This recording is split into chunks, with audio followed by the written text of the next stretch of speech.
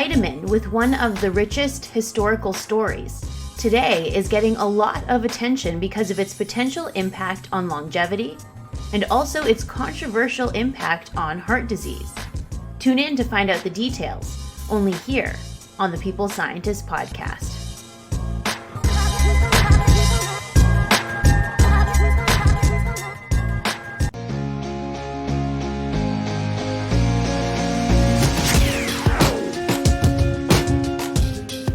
You are listening to The People Scientist, the podcast dedicated to helping us optimize our health with the latest scientific findings on nutrition, health, and medicine.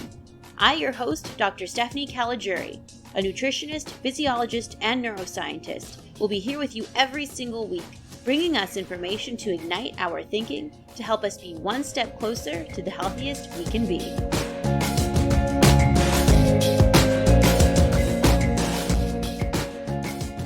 Hello, my People Scientist Army, and welcome back to the People Scientist podcast for episode 38, where every week I arm you with some scientific evidence so we can all lead the healthy lives we want to live.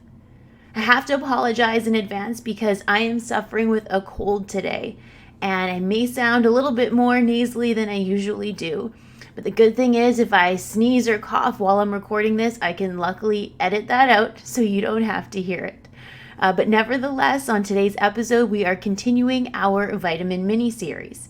I've gotten a lot of great feedback on these vitamin mini-series, so thank you for letting me know that you're enjoying them. And all the little tidbits of information that I share, people seem to like them. For example, everyone's favorite thing that they learned on the last vitamin mini-series episode is that the reason why our urine turns bright fluorescent yellow after taking a multivitamin is because of the excess riboflavin that our body does not utilize, gets excreted into our urine, and riboflavin itself is brightly yellow fluorescent. But today, I also have some great tidbits of information on our next vitamin, which is vitamin B3, otherwise called niacin. So as we always do, how about we start off with some core takeaways. Niacin is a really interesting vitamin that has a lot more research conducted on it than the previous B vitamins that I mentioned before. Niacin has a rich history in that it took decades for scientists to prove that pellagra, a condition that plagued the southern United States for years, was because of a niacin deficiency and not an infectious disease. Today, a severe niacin deficiency is far less common, and is most commonly seen in individuals living with alcohol abuse, those on very restrictive diets, those with anorexia nervosa, or those with malabsorption conditions such as uncontrolled Crohn's disease. However, the concept of suboptimal intake or a mild deficiency and the long-term impact on longevity and health is always of interest in regard to vitamins. Well, niacin has been investigated in the context of heart health, schizophrenia, skin health, migraines, longevity, and more. I think that many claims have been made about niacin, but the results of some of these trials are a bit controversial and may not be what we thought.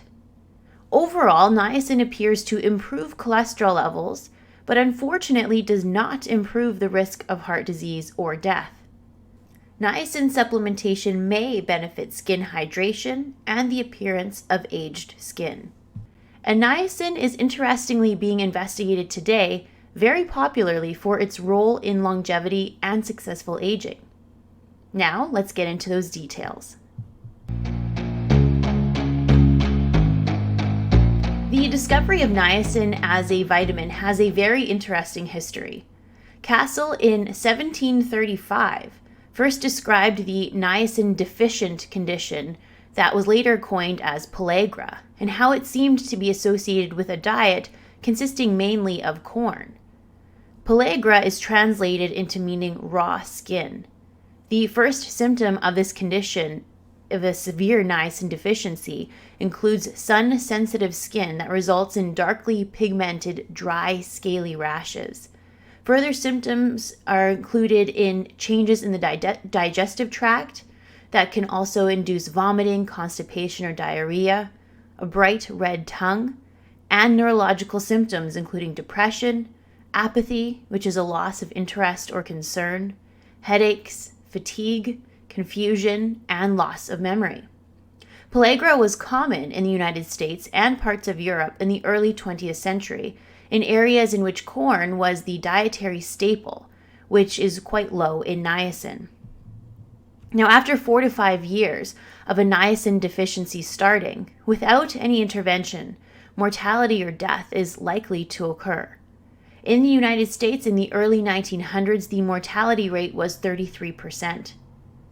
In the United States and other first world countries, pellagra is most often seen in those with alcohol abuse and has been reported as a complication of bariatric surgery, which is, for example, a surgery in which they minimize the size of the stomach to induce weight loss. This deficiency has also been seen in anorexia nervosa and malabsorptive diseases such as Crohn's and colitis. Now, Sid and Stricker in the American Journal of Clinical Nutrition in 1958 wrote a great review on the history of niacin's discovery.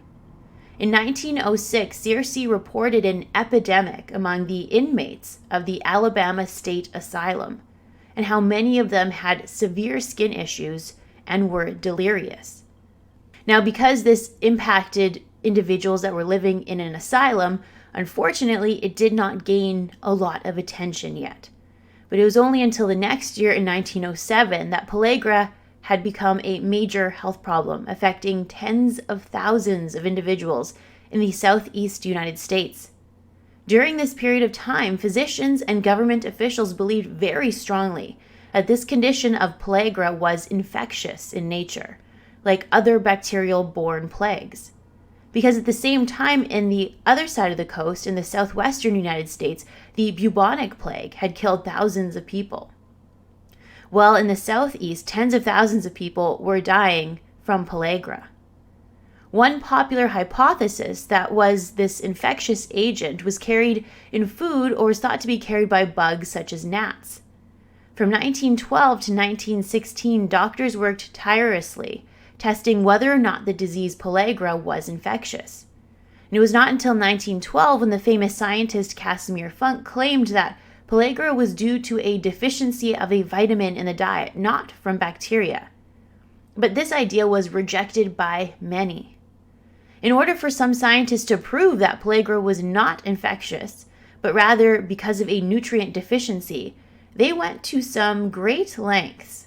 Now, if you are a little bit squeamish, then I would suggest skipping ahead 30 seconds from here. I'll give you a couple of seconds to do that.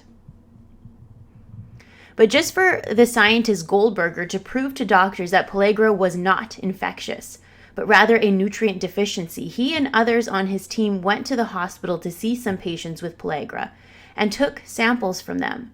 The scientists ate the shedded skin of the patients and injected themselves with the blood of the patients with pellagra. And when the scientists did not become ill with pellagra, they proved to others that it was not infectious. But there still was doubt in some minds, so the scientists took it one step further.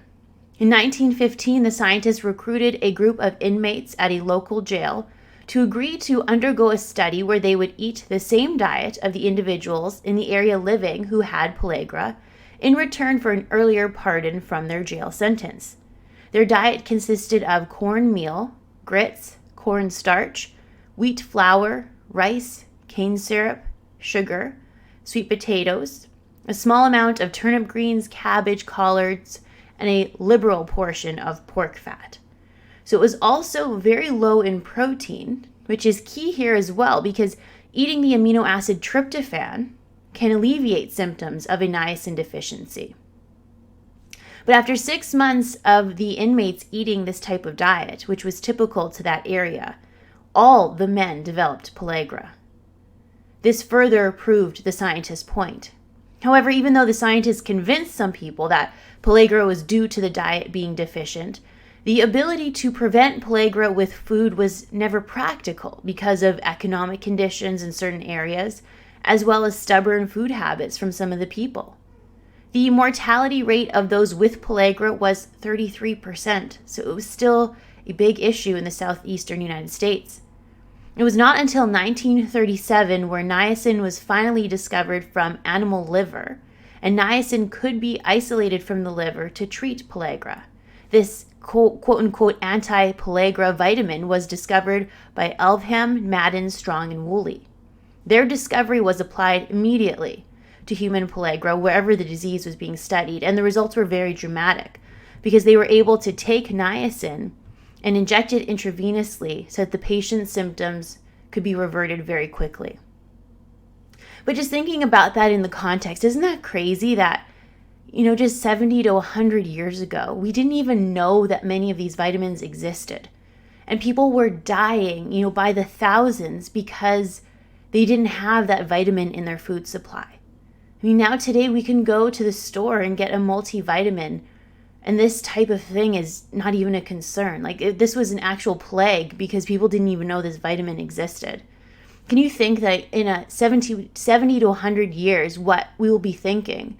What are we missing today that in 70 to 100 years, they're going to think it's ridiculous that we didn't know this existed and that this could cure a disease that unfortunately was afflicting thousands of people. It just boggles my mind how far we have come in nutritional science, in the last handful of decades. So today, as a result, severe niacin deficiency is far less common because there are a wide variety of foods that are available to us as well as vitamin supplements.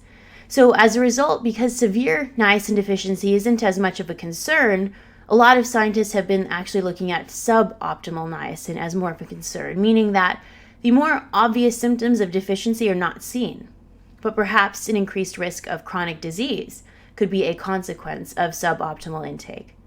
So for us to understand this, we must first know the function of niacin.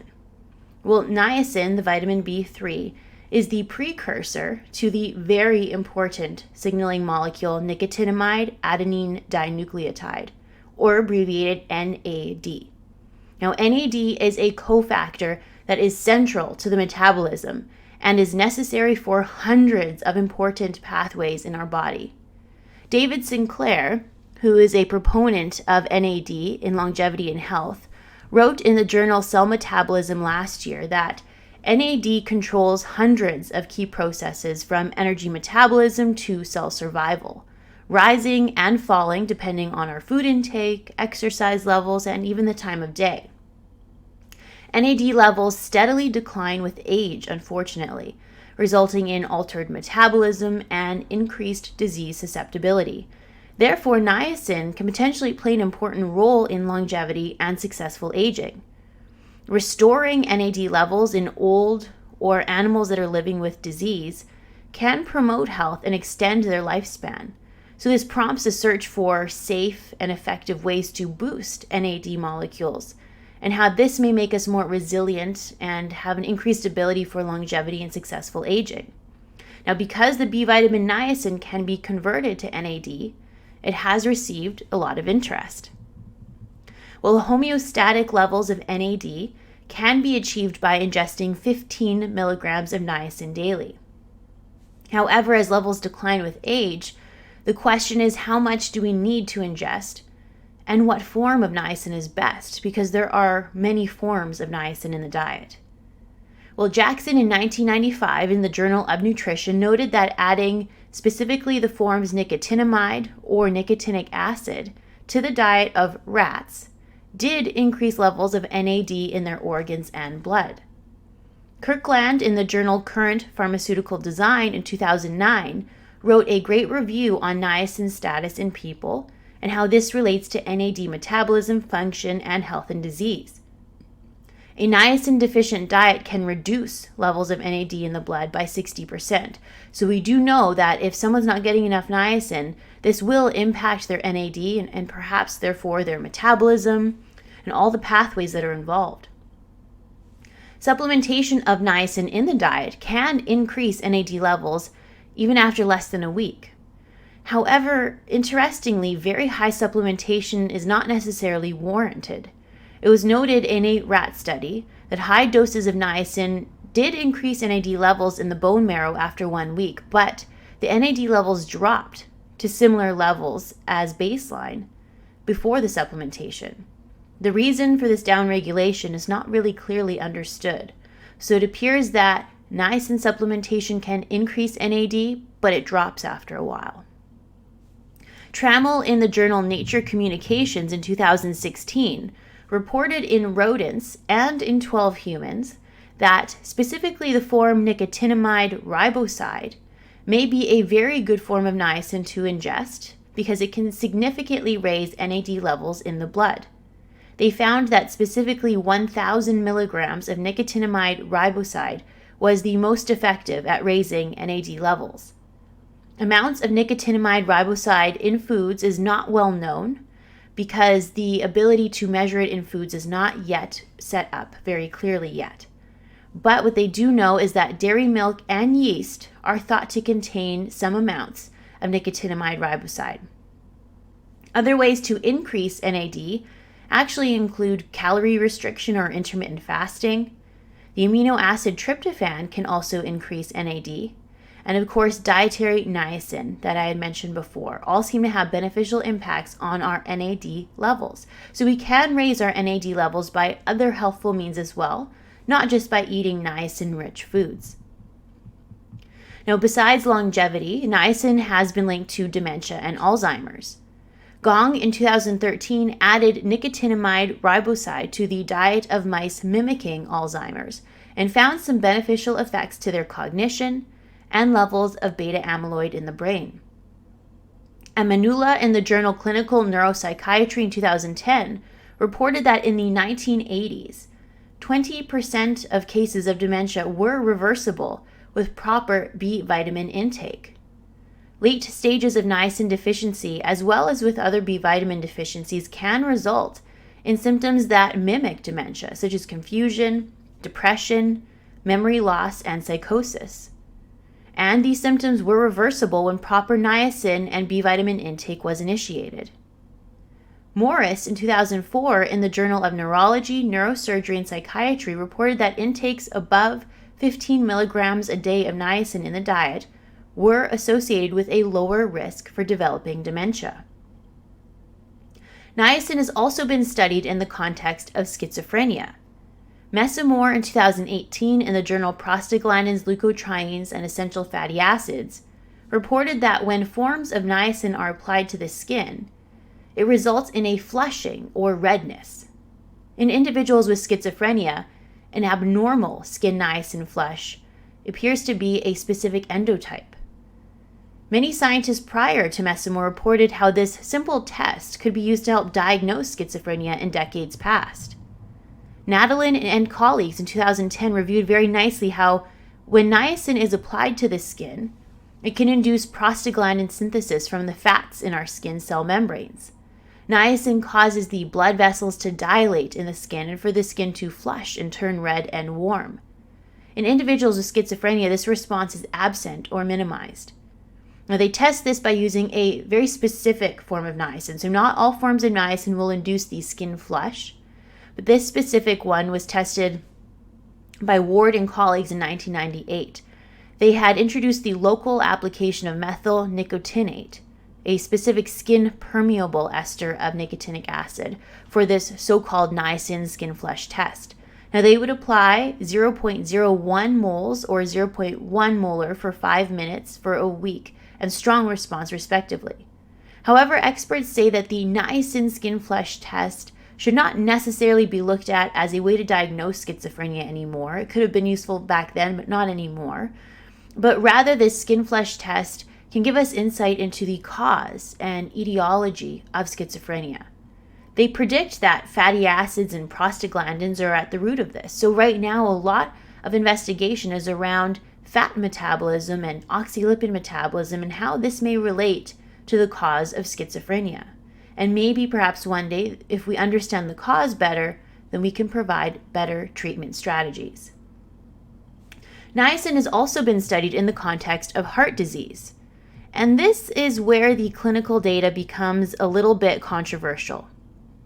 Now, high doses of niacin have been tested many times in the last several decades for their ability to improve blood cholesterol profiles. Many clinical trials have investigated the heart health effect of very high dose niacin supplementation in the 2 to 3 gram range. Now keep in mind the tolerable upper intake level that is recommended that we do not exceed is 35 milligrams a day.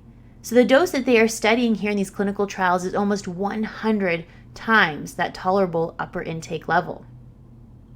Nevertheless, niacin supplementation in the range of 2 to 3 grams a day appeared to significantly raise the good HDL cholesterol and lowers the LDL cholesterol and triglycerides quite significantly. Now, this would be thought, therefore, to significantly reduce the risk of heart disease. However, in a landmark clinical trial published by the AIM-HIGH investigators in the New England Journal of Medicine in 2011, they had recruited 3,414 patients currently on statins to lower their cholesterol. Now, all the patients remained on their statins, but half received extended release niacin, 1,500 to 2,000 milligrams per day, and the other half ate matching placebo.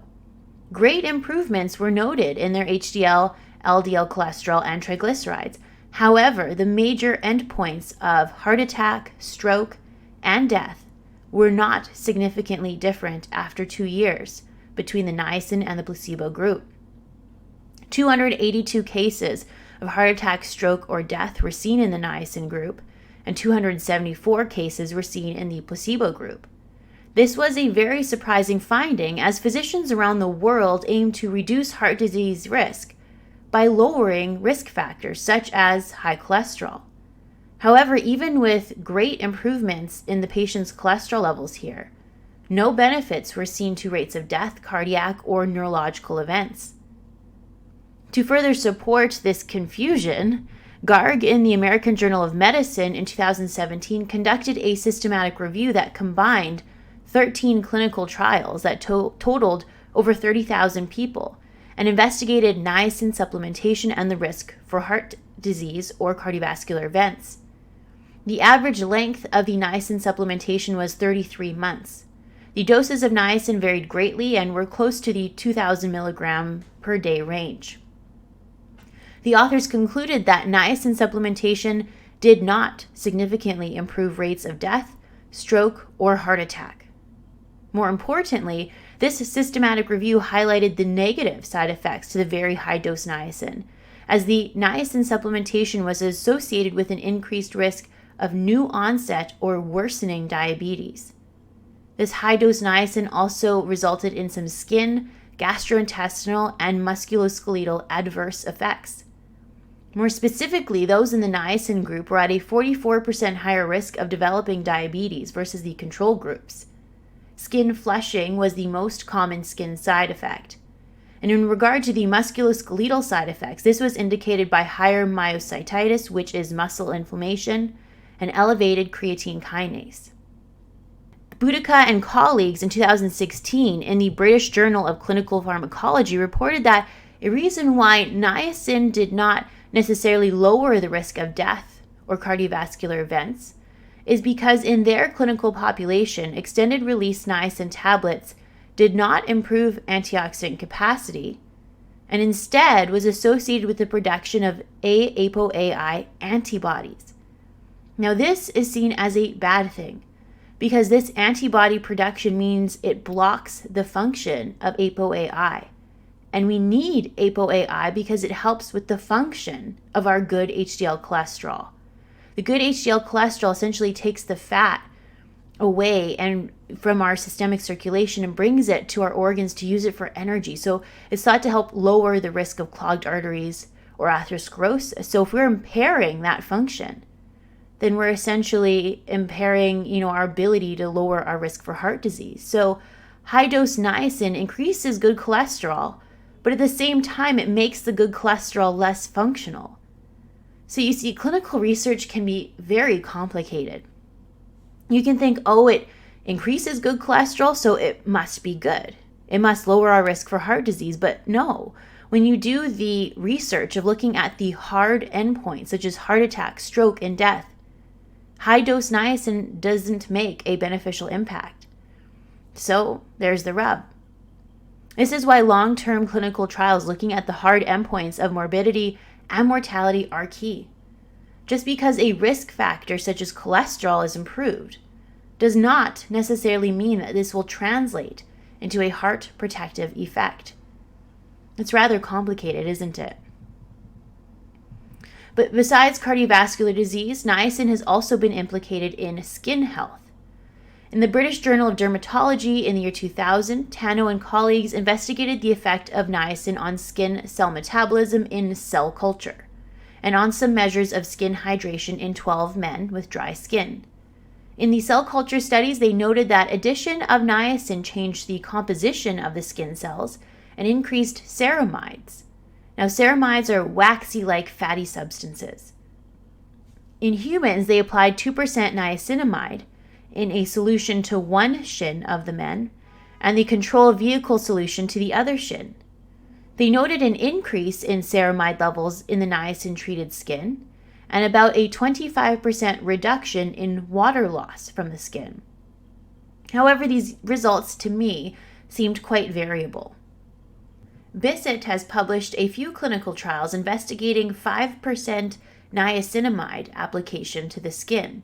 For example, in the International Journal of Cosmetic Science in 2004 and in Dermatologic Surgery in 2006, 50 women applied a 5% niacinamide solution or control placebo lotion to their face every day for 12 weeks. The niacinamide solution was a little bit better than the control placebo lotion for fine lines and wrinkles, hyperpigmentation spots, texture, and red blotchiness. In addition, skin yellowing or sallowness versus the control was also improved. Niacin may have some important effects on skin health, but what we can say is that a severe niacin deficiency can lead to pellagra, which is hallmarked by severe skin issues. So adequate niacin intake can certainly help prevent this. Okay, so now that we have heard the important role of niacin and its conversion to NAD and how that is important for many of our metabolic pathways and longevity, how do we get it in our diet? Well, niacin in mature cereal grains is largely bound and thus is only about 30% available. Alkali treatment of the grain can increase the percentage absorbed. This was shown, back in the 80s by Carpenter and Lewin. Niacin in NAD form is present in animal products such as milk and meats.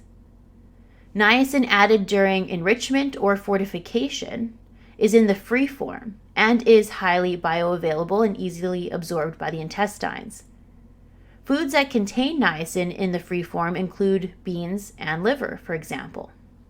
Now, the recommended dietary allowance for niacin is 14 milligrams a day for women and 16 milligrams a day for men. Now, it is known that in order to prevent pellagra, we need to get about 11 milligrams per day. You can get your daily amount of niacin with 12 grams of yeast spread. Nutritional yeast is also a great source and was used to help cure pellagra about 100 years ago.